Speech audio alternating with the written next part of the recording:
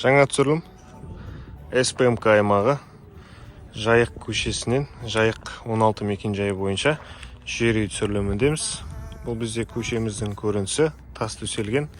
Мұнда Тарас көшесі қиылысып жатыр. Навес бар.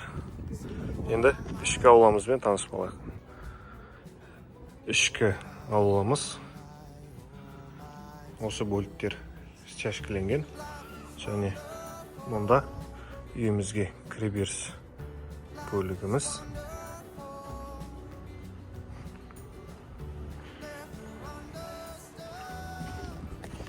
Салынған жылына келер болсақ, 2015 жылы күйдірілген қыш аралас қам кесектен салынған. Көлемі 14-13.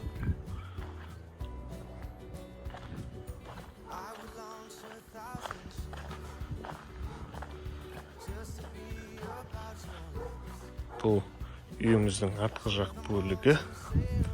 Жер көлеміміз 10 сотықты құрайды.